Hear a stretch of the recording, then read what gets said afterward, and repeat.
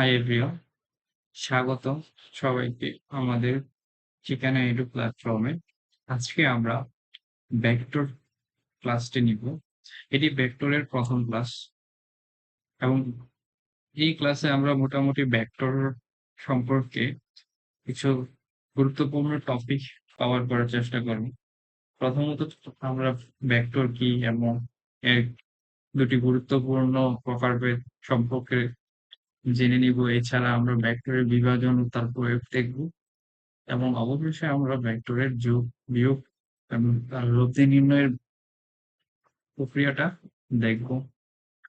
আশা করি সবাই সৃষ্টিকর্তার কৃপায় ভালো আছো। চলো আমরা ভেক্টর ক্লাসটি শুরু করি। তো ভেক্টর বিষয়টা জানার জন্য আমাদেরকে বুঝতে হবে আমাদের দৈনন্দিন জীবনে ভেক্টর বেশ গুরুত্বপূর্ণ ভূমিকা পালন করে। তো ভেক্টর তাহলে কি? এটা যদি আমরা বলি, হোয়াট ইজ ভেক্টর? ভেক্টরটা তাহলে কি?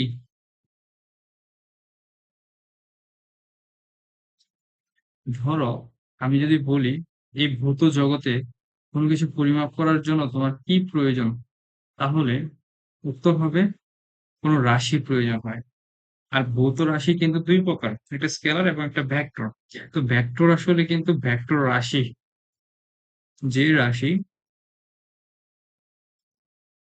এটা আমি একটু চেঞ্জ করে নিই কালারটা।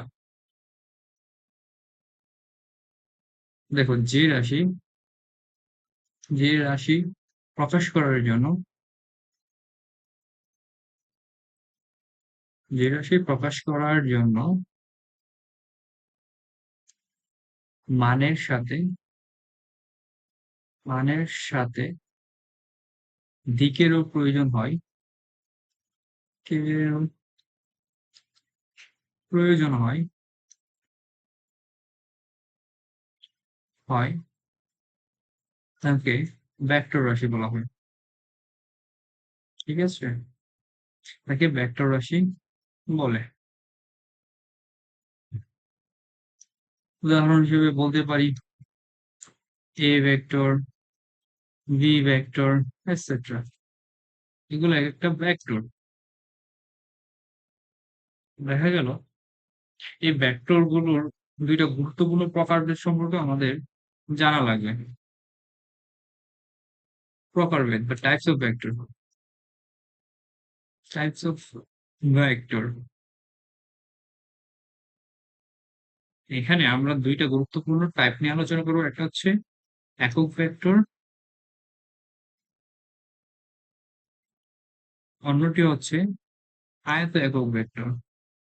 এই দুটো নিয়ে আলোচনা করার কারণ হচ্ছে এগুলো আমাদের ম্যাথামেটিক্সে বেশ গুরুত্বপূর্ণ। ভেক্টর যে ম্যাথ গুলো আছে সেখানে এই দুই প্রকার ভেক্টর বেশ কাজে লাগে। প্রথমত আমরা দেখি একক ভেক্টর বা ইউনিট ভেক্টরটা তাহলে কি।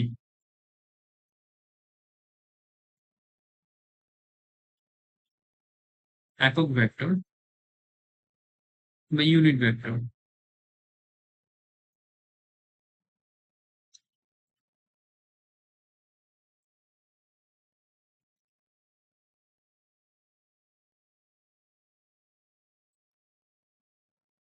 আমি প্রথমে একটা ভেক্টরের চিত্র আঁকি।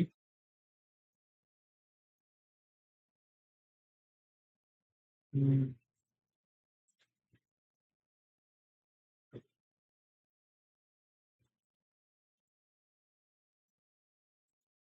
ধরে নেই এটা হচ্ছে আমাদের এ ভেক্টর। ওকে, তাহলে এ ভেক্টরে একক ভেক্টর কি হলো? কোনো একটা ভেক্টরের একক ভেক্টর হলো ওই ভেক্টরকে তার মান দিয়ে ভাগ করলে যে ভেক্টর পাওয়া যাবে সেটাই। তার মানে একক ভেক্টরের সংজ্ঞাটা যদি আমি বলি, সংজ্ঞাটা হুম,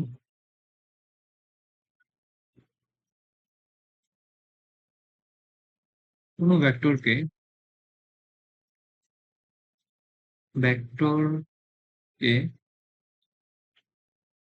তার মান দ্বারা ভাগ করলে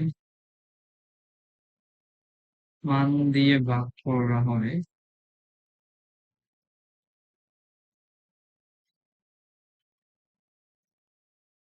যে ভেক্টর পাওয়া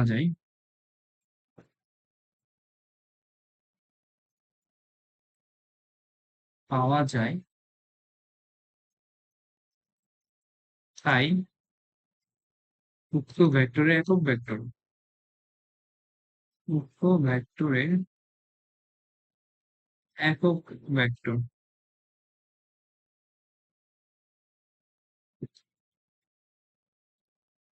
ধরেও ধরি এ একটি ভেক্টর,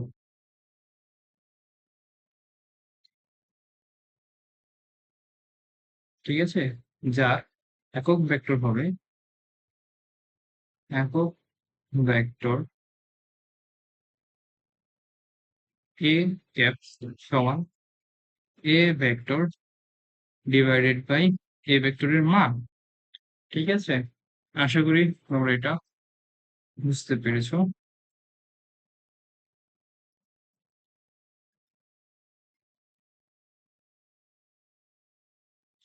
ওকে,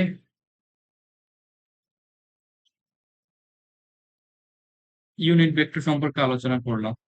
এবার করব আয়ত একক ভেক্টর বা বলতে পারো যে থ্রি ডাইমেনশনাল ইউনিট ভেক্টর যেটা, এটা কিন্তু বেশ গুরুত্ব বহন করে তোমার কোনো একটা ভেক্টরকে থ্রি ডাইমেনশনাল ভেক্টরকে প্রকাশ করার জন্য। আয়ত একক ভেক্টর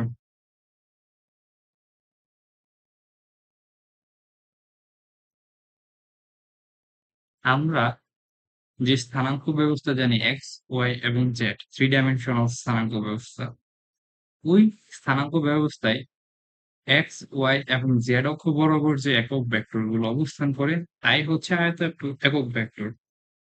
অর্থাৎ স্থানাঙ্ক ব্যবস্থায় স্থানাঙ্ক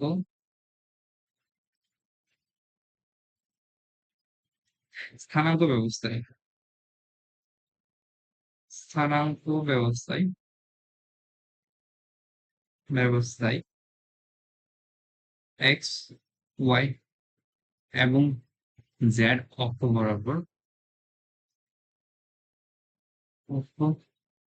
বরাবর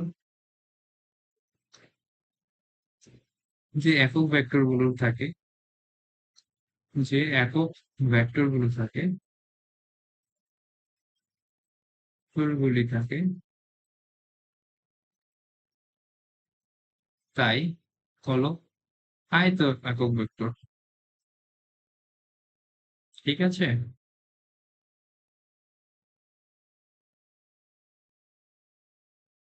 এখন এক্স অক্ষ বরাবর আয়তাকার ভেক্টরকে বলা হয় এক্স অক্ষ বরাবর আয়তাকার ভেক্টর হলো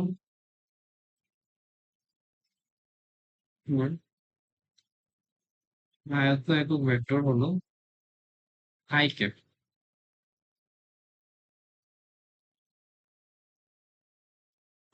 ক্যাপ, ঠিক আছে। ওয়াই অক্ষ বরাবর আয়ত একক ভেক্টর হবে জে ক্যাপ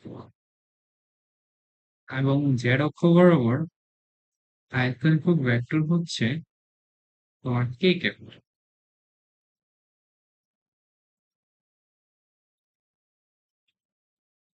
আমরা এটার একটা চিত্রের মাধ্যমে বা গ্রাফিক্যাল রিপ্রেজেন্টেশনের মাধ্যমে চলো একটু দেখে ফেলি।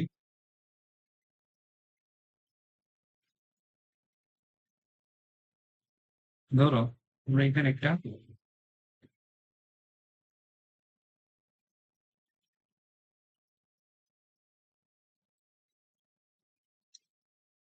এখানে আমরা একটা গ্রাফ এঁকেছি। এটা হবে এক্স ওয়াই এবং জেড দ্বারা স্থানাঙ্ক ব্যবস্থা। এটা হচ্ছে তোমার এক্স অক্ষ, এটা হচ্ছে ওয়াই অক্ষ, আর নিচের এটা হচ্ছে আমাদের জেড অক্ষ। তার মানে এক্স অক্ষ বরাবর যে একক ভেক্টর তা হচ্ছে আই ক্যাপ, ওয়াই অক্ষ বরাবর যে একক ভেক্টর তা হচ্ছে জে ক্যাপ, এবং জেড অক্ষ বরাবর যে একক ভেক্টর তা হচ্ছে কে ক্যাপ। একটা বিষয় লক্ষ্য করে দেখো, আই ক্যাপের মান সমান জে ক্যাপের মান সমান কে ক্যাপের মান সমান 1। এটা কিন্তু একটা বিষয়, বুঝতে পারছো?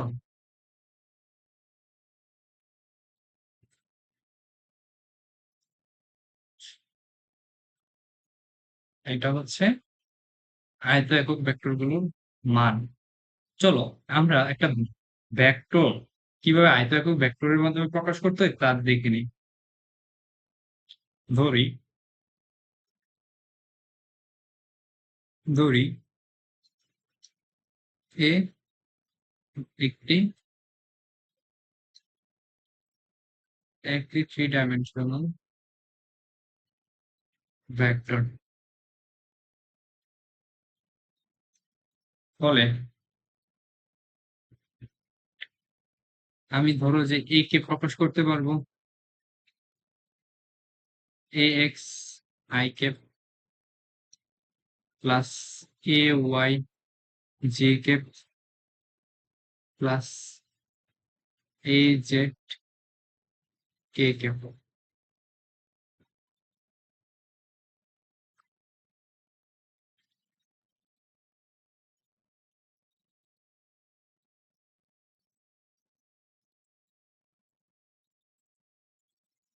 কি বললো এখানে? এ একটি ভেক্টর যা থ্রি ডাইমেনশনাল, একে আমি রিপ্রেজেন্ট করলাম a x i cap plus a y j cap plus a z k cap দ্বারা। এখানে আই এর সহগ হচ্ছে এক্স, ওয়াই এর সহগ বা জে এর সহগ হচ্ছে এ ওয়াই, এবং কে এর সহগ হচ্ছে এ জেড। আমরা এটা যদি একটা চিত্রের মাধ্যমে দেখি তাহলে আমরা এরকম দেখতে পাবো।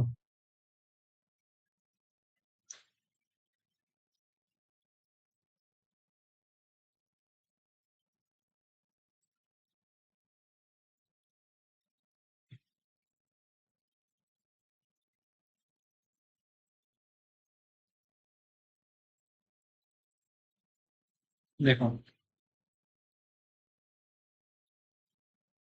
এখানে হচ্ছে এক্স অক্ষ, এটা হচ্ছে ওয়াই অক্ষ, এটা হচ্ছে জেড অক্ষ।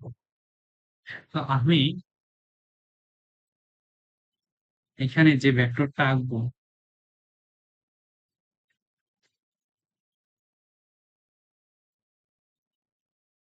দেখি এখানে যে ভেক্টরটা আঁকবো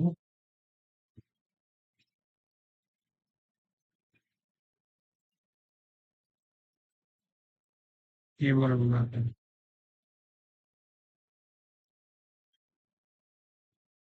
এখন এটাই হচ্ছে আমার এ ভেক্টরটা,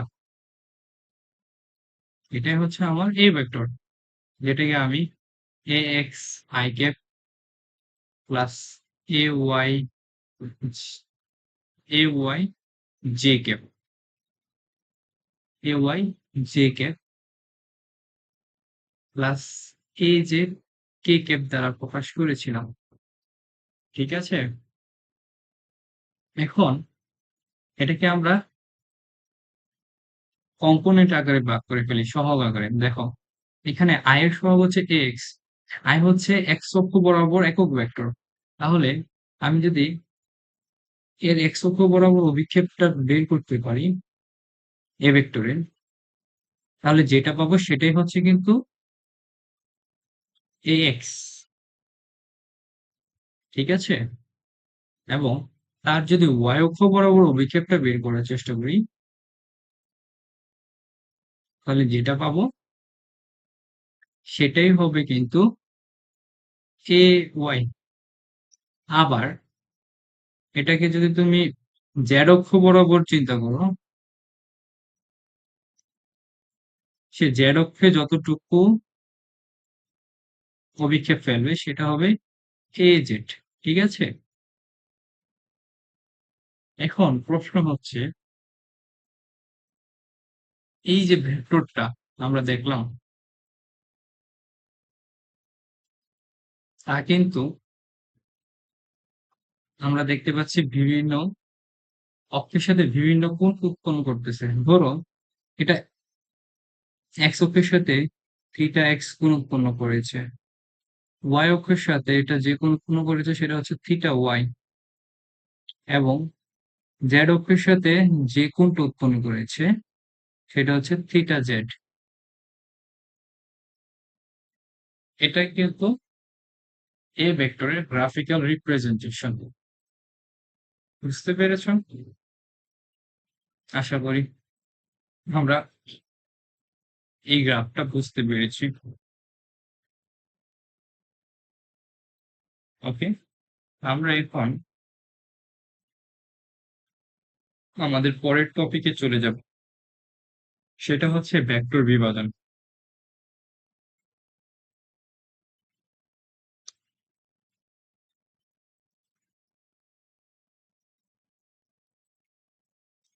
এটা হচ্ছে আমাদের ভেক্টর বিভাজন টপিক। ভেক্টর বিভাজন খুবই গুরুত্বপূর্ণ।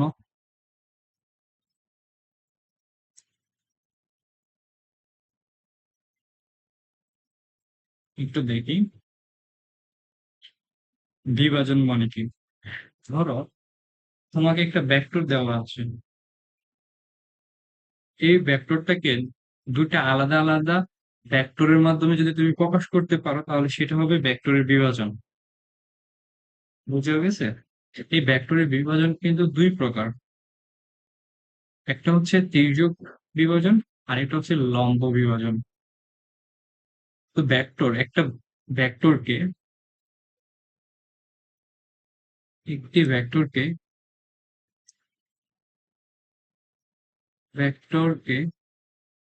একাধিক একাধিক ভিন্ন ভিন্ন বা আলাদা ভেক্টরে একাধিক আলাদা ভেক্টরে প্রকাশ করার প্রক্রিয়াটি হচ্ছে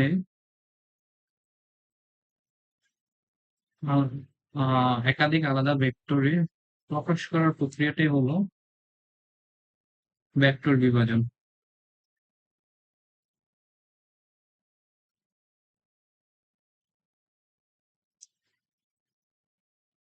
এই হলো ভেক্টর বিভাজন।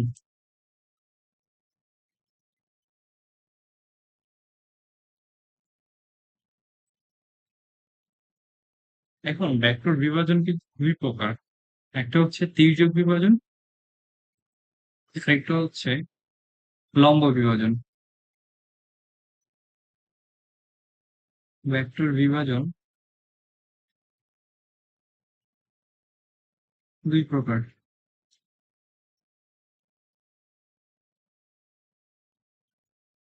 যথা বলা যায়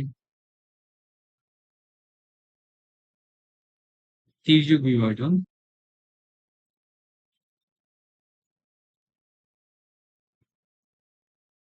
আরেকটা হচ্ছে লম্ব বিভাজন।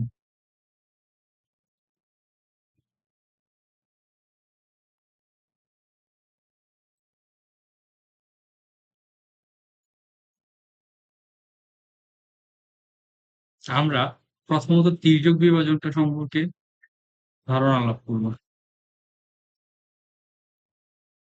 ভেক্টরের তির্যক বিভাজন,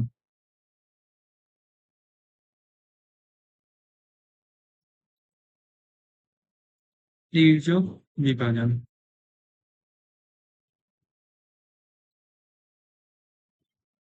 প্রথমত আমরা একটা ভেক্টর আঁকি।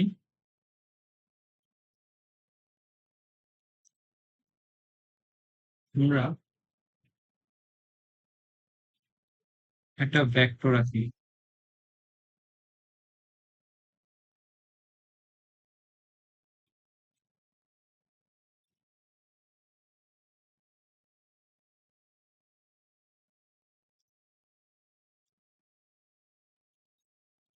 আমরা একটা ভেক্টর এঁকে ফেললাম। এই ভেক্টরটাকে আমরা দুইটা আলাদা আলাদা নতুন ভেক্টরে প্রকাশ করার চেষ্টা করব। দুইটা আলাদা আলাদা নতুন ভেক্টরে আমরা যদি প্রকাশ করার চেষ্টা করি, ধরো এই বরাবর একটা ভেক্টর, আবার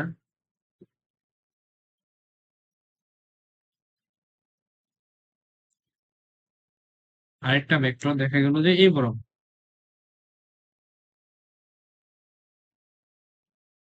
বুঝাতে পারলাম? তো এরকম দুইটা আলাদা আলাদা ভেক্টরে কিন্তু আমি এই বড় ভেক্টরটাকে প্রকাশ করে ফেলেছি। ধরো এই বড় ভেক্টরটার নাম দিলাম ভি ভেক্টর।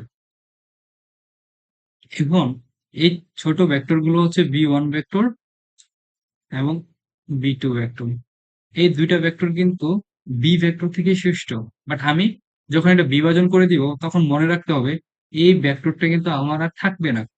এই ভেক্টরটাকে আমি এই দুইটা ভেক্টরে প্রকাশ করে ফেলেছি, তার ফলে এই যে বি ভেক্টরটা, এই ভেক্টরটা আর কাজ করবে না। তো আমরা এখন এই কিভাবে বি ভেক্টর থেকে ভি ওয়ান এবং ভি টু তে পরিবর্তন করতে পারি সেটা দেখব। ধরি বি ভেক্টরের সাথে বি ওয়ান ভেক্টরটা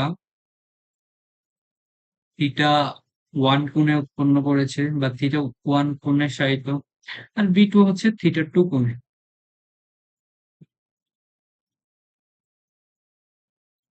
এক্ষেত্রে ভি ভেক্টরের মান তোমাকে দেওয়া আছে, থিটা ওয়ান, থিটা টু এগুলোর মানও তোমার দেওয়া আছে।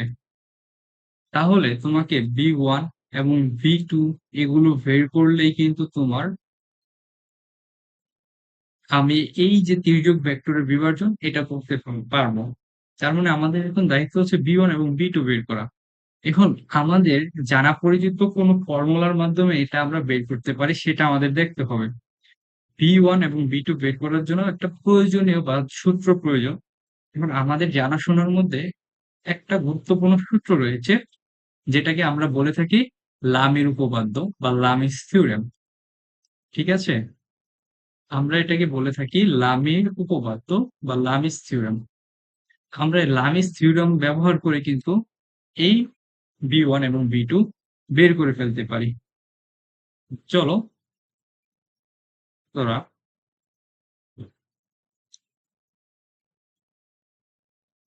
লামির উপপাদ্য অনুযায়ী, এখন লামির উপপাদ্যটা কি? উপপাদ্য, লামির উপপাদ্য হচ্ছে যদি একাধিক ভেক্টর, মূলত তিনটা ভেক্টর সম সাম্য অবস্থায় থাকে, তাহলে প্রত্যেকটা ভেক্টর তার বিপরীত কোণের সাইনের, মানে প্রত্যেকটা ভেক্টর এবং তার বিপরীত কোণের সাইনের অনুপাত ধ্রুবক। বুঝতে পেরেছ? বা ধ্রুবক। ওই অনুযায়ী এটা কিন্তু আমরা ব্যবহার করতে পারি। ওইটা দিয়ে আমরা একটা সূত্র অ্যারেঞ্জ করে ফেলবো। লামির উপপাদ্য অনুযায়ী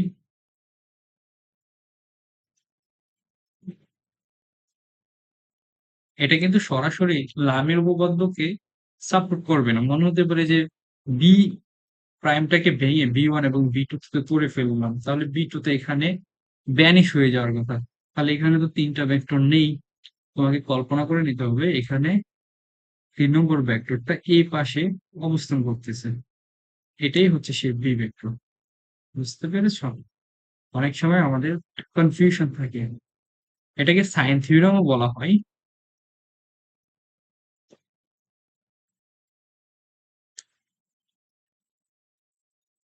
এখন লামের উপপাদ্যের সাহায্যে আমরা, চলো এটা ব্যাখ্যা করার চেষ্টা করি। এটাকে লিখবো b one divided by sine, b one এর বিপরীত কোণ হচ্ছে থিটা টু,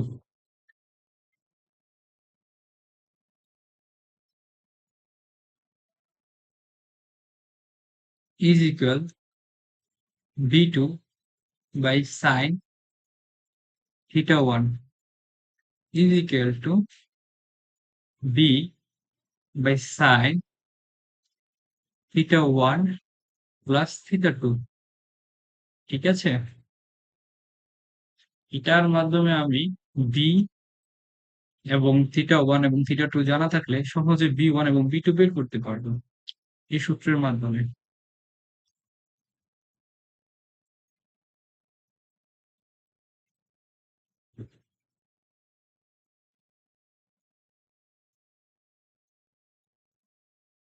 আশা করি আমরা বুঝতে পেরেছি।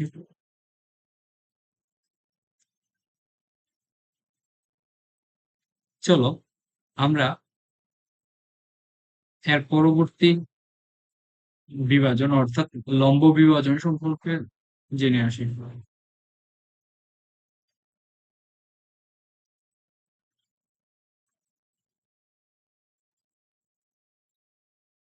ভেক্টরের লম্ব বিভাজন।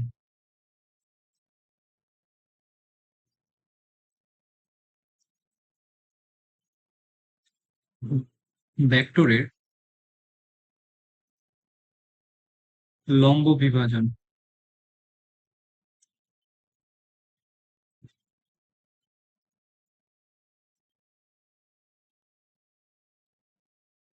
এটাও তির্যক বিভাজনের মতোই কোন একটা ভেক্টরকে দুইটা ভিন্ন ভিন্ন কম্পোনেন্টে বা দুইটা ভিন্ন আলাদা ভেক্টরে প্রকাশ করা। চলো আমরা এটা একটু দেখে ফেলি। ধরি এটা হচ্ছে আমাদের একটা ভেক্টর। এই ভেক্টরটাকে আমরা এমন দুইটা ভেক্টরে প্রকাশ করব যেন ওই ভেক্টর দুইটা পরস্পরের লম্বে অবস্থান করে। বুঝতে পারছো? কন্ডিশন কিন্তু এখানে একটাই, এই যে আমরা এই ভেক্টরটাকে মানে এই যে ভেক্টরটা আমরা চেঞ্জ করে ফেলবো, এই ভেক্টরটা যে আমরা রিপ্লেস করব, তা যার মাধ্যমে রিপ্লেস করব সেই ভেক্টর দুইটা হতে হবে পরস্পরের লম্ব। বুঝতে পারছি? লম্ব হতে হবে, অন্যথায় কিন্তু লম্ব বিভাজন হবে না। তার মানে এখানে এরা লম্ব অবস্থানে আছে।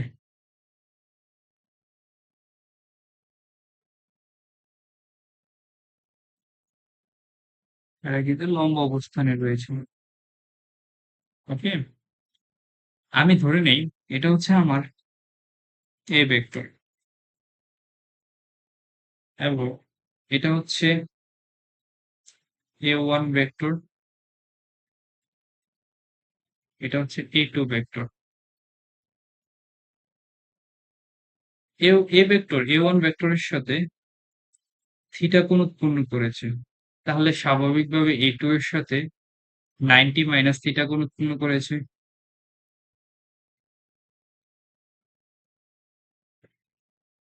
এখানে আমরা চাইলে লামির উপপাদ্যটা ইউজ করে এই ম্যাথটা করতে পারি। কিভাবে দেখা যাক। আমরা লামির উপপাদ্য অনুযায়ী লিখতে পারি a1 divided by sine a1 divided by sine 90 minus theta is equal to a2 divided by sin theta is equal to a by sin, এই দুইটা কোণের সমষ্টি যা 90। দেখো তো এখানে a1 কে যদি তুমি চিন্তা করো তাহলে sin 90 মাইনাস থিটা আসলে cos থিটা সমান, এটাকে তুমি এটা বাদ দাও আপাতত, আমরা আপাতত এটা ধরি, তাহলে a বাই sin 90, sin 90 এর মান কত 1। সুতরাং a1 সমান কত আসলো a cos থিটা। এটা কিন্তু আমাদের মনে রাখতে হবে। এটা একটা কম্পোনেন্ট। যদি আমি লম্ব বিভাজন করি, আবার আবার লেখা যায় a2 by sine theta is equal a by sine 90, এবং সাইন 90 কে আমরা লিখতে পারি a বাই 1। সুতরাং a2 সমান a সাইন 2 বা a সাইন থিটা ইনটু, এটাও আমাদের মনে রাখতে হবে।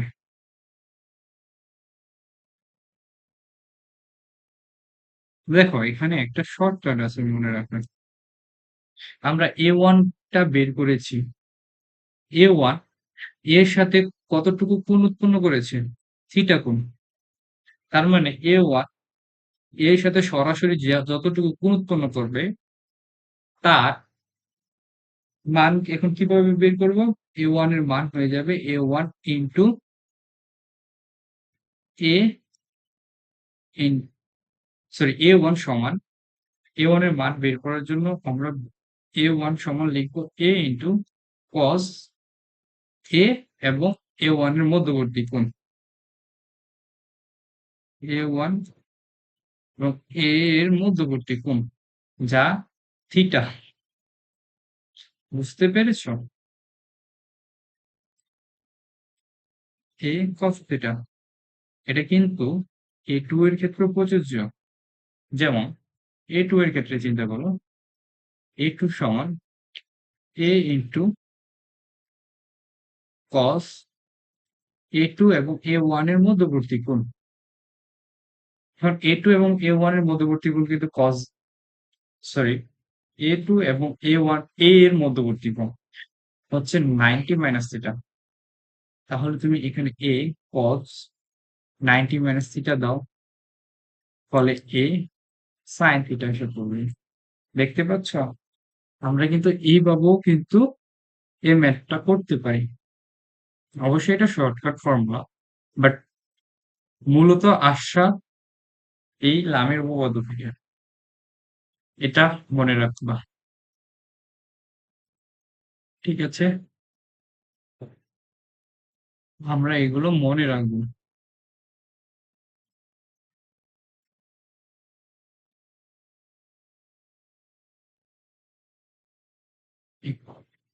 আমরা এখন এই যে লম্ব বিভাজন, তির্যক বিভাজন ইত্যাদি পড়লাম, বা ভেক্টর বিভাজন যেটা পড়লাম যা গুরুত্বপূর্ণ, এই ভেক্টর বিভাজনের বেশ প্রয়োগ আছে। আমরা এই প্রয়োগগুলো পড়ে ফেলবো এখন। তার মানে আমাদের এখনকার টপিক হচ্ছে অ্যাপ্লিকেশন অফ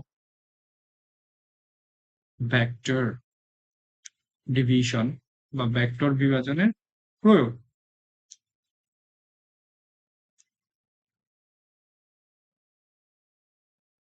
ভেক্টর বিভাজনের প্রয়োগ।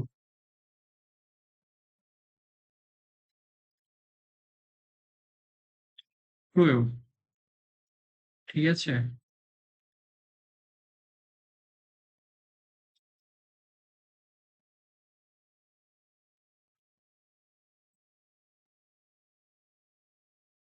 ভেক্টর বিভাজনের প্রয়োগ, আসলে আমরা যে ভেক্টর বিভাজন করতে শিখলাম, অর্থাৎ আমাদের তির্যক ভেক্টর বা তির্যক বিভাজন এবং লম্ব বিভাজন, তারই প্রয়োগ আমরা বিভিন্ন বাস্তব ক্ষেত্রগুলোতে দেখার চেষ্টা করব।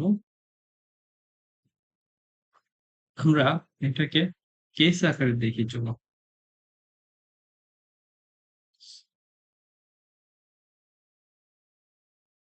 কেস 1, এক্ষেত্রে কোনো একটা আনত তলে বস্তু রয়েছে।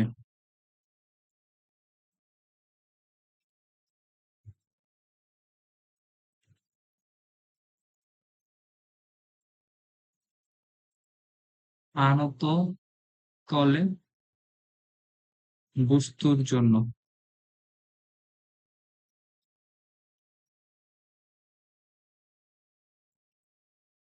এটা কিভাবে করব দেখো।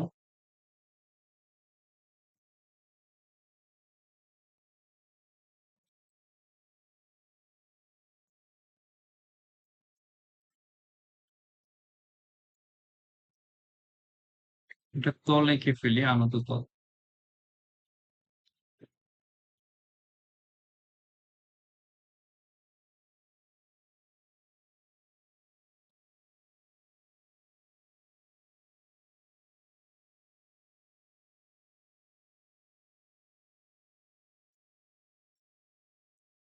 এটা হচ্ছে আমাদের একটা আনত তল। ধরো এখানে একটা বস্তু রয়েছে,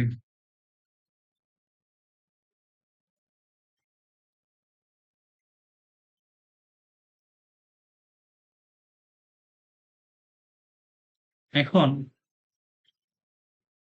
এই যে বস্তুটা দেখতে পাচ্ছ তার ভরকেন্দ্র হচ্ছে এটা, ধরে নিই।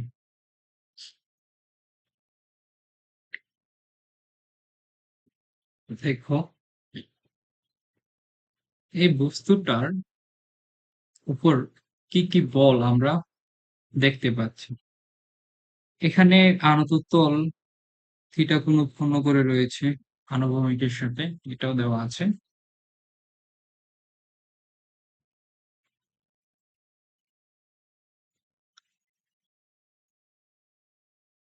এই যে বস্তুটা দেখতে পাচ্ছ না, এই বস্তুটা ওজন কিন্তু নিচ বরাবর কাজ করতেছে।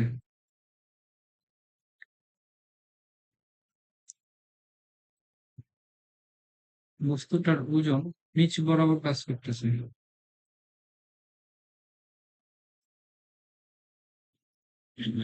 এটা হচ্ছে তোমার mg, বা সোজা কথায় বলতে গেলে ডাব্লিউ। এই আনত তলে বস্তুটা যেহেতু অবস্থিত, তার মানে এই তল কর্তৃক বস্তুর উপর এক প্রকার প্রতিক্রিয়া বল থাকবে বা কাজ করবে, যা তলের লম্ব বরাবর ক্রিয়াশীল। এক্ষেত্রে যদি কোনো ঘর্ষণ বল থাকে তাহলে অবশ্যই সেটা বিপরীত দিকে ক্রিয়াশীল হবে। তো আপাত দৃষ্টিতে যে সকল বলগুলো এখানে থাকার কথা আমরা এগুলো দিয়ে দিয়েছি। এখন আমরা চলো ভেক্টর বিভাজন প্রক্রিয়াটা মাধ্যমে এই বলগুলোর মধ্যে একে অপরের মধ্যে একটা সম্পর্ক তৈরি হয় এগুলো দেখব। এখানে একটু লক্ষ্য করে দেখো, এখানে থিটা কোণ উৎপন্ন হচ্ছে। আমি যদি এই ডাব্লিউ বলটা এটাকে ভ্যানিশ করে এটা নতুন, বা এই বলটাকে ভ্যানিশ করার মাধ্যমে দুইটা আলাদা আলাদা লম্ব বিভাজনের বল নিয়ে আসি, তাহলে কিন্তু এই ডাব্লিউ বলটা থাকবে না। এখানে আমরা ভেক্টর বিভাজনের ভেক্টরের লম্ব বিভাজনের যে সূত্রটা পড়েছি বা প্রক্রিয়াটা পড়েছি আমরা ওইটা অ্যাপ্লাই করব।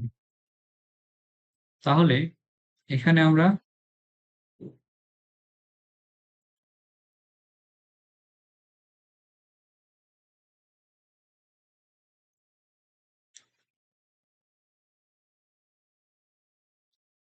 এই তো দেখতে পাচ্ছি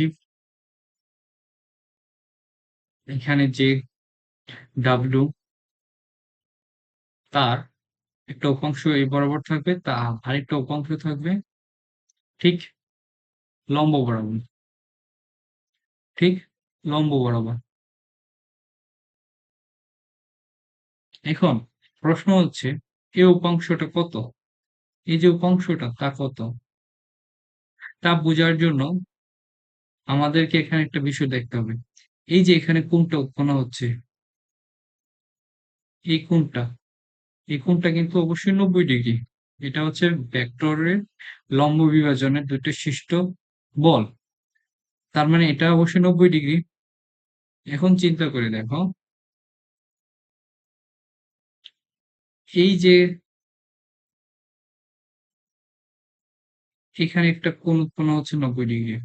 তার মানে এখানে এই কোণটা যদি x হয়ে থাকে, তাহলে x এর সাথে থিটা সম্পর্কটা হচ্ছে পুরো কোণের সম্পর্ক। তার মানে x এর পুরো কোণ থিটা। আবার চিন্তা করে দেখো, x এর সাথে এখানের যে কোণটা, সেটাও কিন্তু পুরো কোণের সম্পর্ক। কেননা x এর সাথে এই কোণটা মিলিত হয়েও 90° কোণ উৎপন্ন করে। ফলে এটাও কিন্তু x এর পুরো কোণ। তার মানে থিটা যদি x এর পুরো কোণ হয়ে থাকে, তাহলে ডেফিনেটলি এই মানটা হবে থিটা। বুঝতে পেরেছ? এই ঘটনাটা এখানে ঘটে।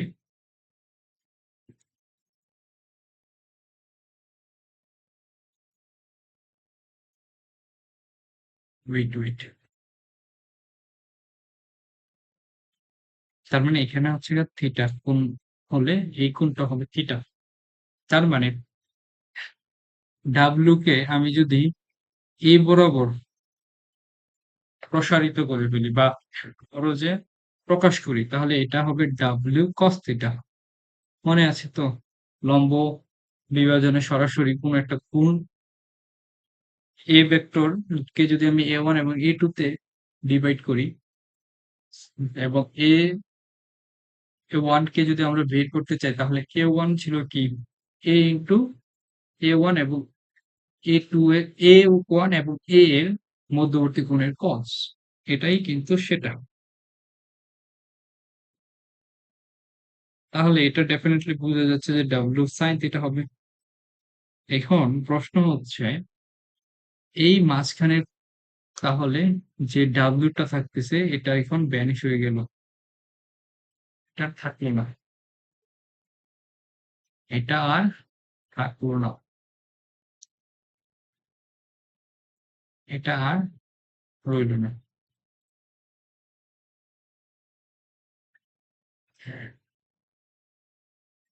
তারপরে তোমাদের বুঝার সুবিধার্থে এখানে একটু করে এঁকে রাখি।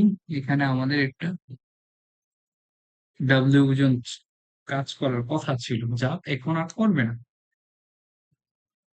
এখন আমরা সেটা, যেটা আলাদা কম্পোনেন্টে ভাগ করে ফেলেছি, এই মুহূর্তে আমরা দেখো এটাকে সম্পর্কের মধ্যে স্থাপন করে দিই। আমাদের এই যে বস্তুটা, তা কিন্তু তল থেকে কখনো উপরে উঠে যাবে না বা তলের ভেতরে ঢুকে যাবে না। তার মানে এটা তখনই সম্ভব হবে যখন আর এবং ডাব্লিউ cos থিটা পরস্পর সমান হবে। অর্থাৎ আণু, এই যে তলের সাথে সর্বদাই কনটাকে থাকার যে শর্ত, সেটা হচ্ছে ডাব্লিউ cos থিটার মান আর এর সমান হতে হবে। তার মানে R is equal to W cos theta. এটা হচ্ছে আমাদের শর্ত, প্রথম সম্পর্কটা। আর দ্বিতীয় সম্পর্কটা হচ্ছে ডিপেন্ড করবে এই বস্তুটা গতিশীল নাকি স্থির। যদি গতিশীল হয় নিচের দিকে, তাহলে ডেফিনেটলি ডাব্লিউ সাইন থিটা এর মান ঘর্ষণ বল থেকে বেশি। আর যদি কোনো ঘর্ষণ বল না থাকে, তাহলে অবশ্যই এই বস্তুটা নিচে পড়বে। তার কারণ হচ্ছে এই বরাবর ডাব্লিউ সাইন থিটা উপস্থিত থাকা। এছাড়া বস্তুটা যদি দেখা গেল যে এই জায়গায় স্থির থাকে, তাহলে তা তখনই সম্ভব যখন ডব্লিউ সাইন থিটা এর মান এফ এর সমান হবে। তার মানে এখানে কিন্তু ডব্লিউ সাইন থিটা এর মান greater than or equal F হতেই পারে। এটা ডিপেন্ড করবে তোমার প্রশ্নের উপর। তবে মনে রাখবা, এই প্রক্রিয়ার মাধ্যমে কোনো আনত তলে বস্তুর অবস্থান সম্পর্কে বা বস্তু যে বল, তাদের মধ্যে সম্পর্ক তুমি বের করতে পারবা ভেক্টর বিভাজন যদি অ্যাপ্লাই করতে পারো। ঠিক আছে? এটা কিন্তু বেশ গুরুত্বপূর্ণ। এছাড়া আমরা পরবর্তীতে নদী নৌকার কিছু টপিক আলোচনা করব, যেখানে আমরা এই ভেক্টর বিভাজন সুন্দরভাবে প্রয়োগ করা শিখব। এখন আরেকটা কেস দেখব, যেটা একটু গুরুত্বপূর্ণ। এটা হচ্ছে ঝুলন্ত বস্তু বা ঝুলন্ত ছবির জন্য। কেস 2, ঝুলন্ত ছবির ঝুলন্ত ছবির ক্ষেত্রে। এই ক্ষেত্রে কিন্তু ভেক্টর বিভাজন নীতি ইউজ করা হয়। কিভাবে? চলো আমরা দেখে ফেলি।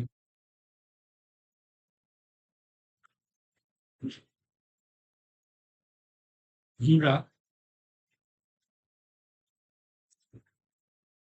একটা ছবি আঁকি।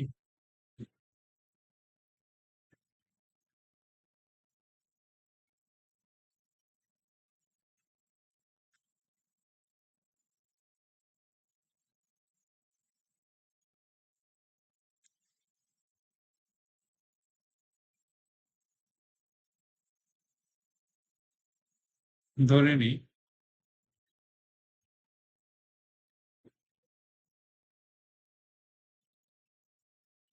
এটা হচ্ছে দেয়াল।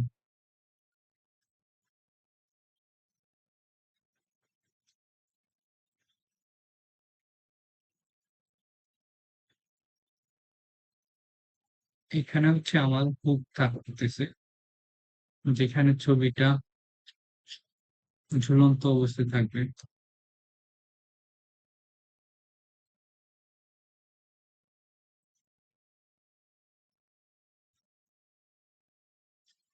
ধরো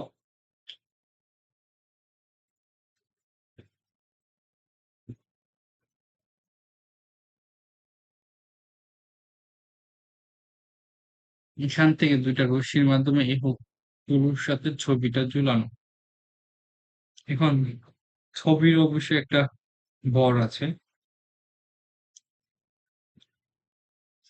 তার মানে এই বরাবর তার একটা ওজন ডেফিনেটলি কাজ করবে। আর সুতাগুলো যখন আমার দেয়ালে সাথে, ধরো যে দেয়ালের হুকগুলোর সাথে যুক্ত থাকবে, তখন অবশ্যই এক প্রকার টান বল অনুভব করবে। টি, ঠিক আছে? আমরা ধরে নেই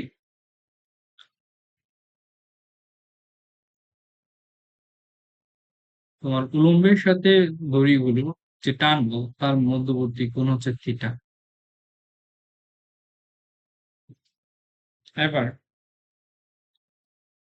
এই টি বলগুলোকে তুমি উলম্ব বরাবর বিভাজিত করে ফেলো। উলম্ব বরাবর যদি এই বলগুলোকে বিভাজিত করে ফেলো, তাহলে এগুলো কিন্তু আর থাকবে না। তখন এগুলো আর থাকবে না, এগুলো কাজ পরবর্তীতে লম্ব বিভাজনের মাধ্যমে অ্যাকচুয়ালি আমরা দেখাবো। দেখো এই বরাবর তখন টি cos theta,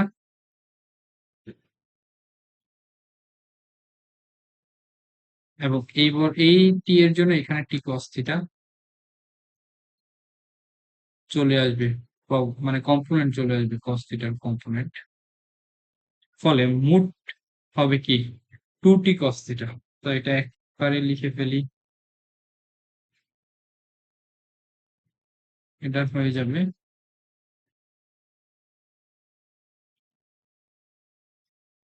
2t cos theta. আর এই বরাবর কাজ করবে এই সাইন থিটা, এই টি এর জন্য। আর এই বরাবর কাজ করবে টি সাইন থিটা এই টি এর জন্য। কিন্তু টি সাইন থিটার মান পরস্পর সমান হয়, এখানে ভ্যানিশ হয়ে এটা স্থির থাকবে। এখন এই ছবিটা কিভাবে স্থির থাকবে তার শর্ত কিন্তু এই ওজনের মানটা 2t cos থিটা সমান হতে হবে। তার মানে W must be 2t cos theta. এই কেসে তোমাকে হয়তোবা বলে দিতে পারে যে এই যে রশ্মি রয়েছে এই রশ্মির টান বল কত হবে, যেখানে বস্তুর ভর এম তোমাকে যে দেওয়া থাকবে, এবং রশ্মি দুটোর মধ্যবর্তী কোণ দেওয়া থাকবে, যেখান থেকে তুমি থিটা বের করে টি বের করতে পারবে। বুঝতে পেরেছো? এটা একটা কেস।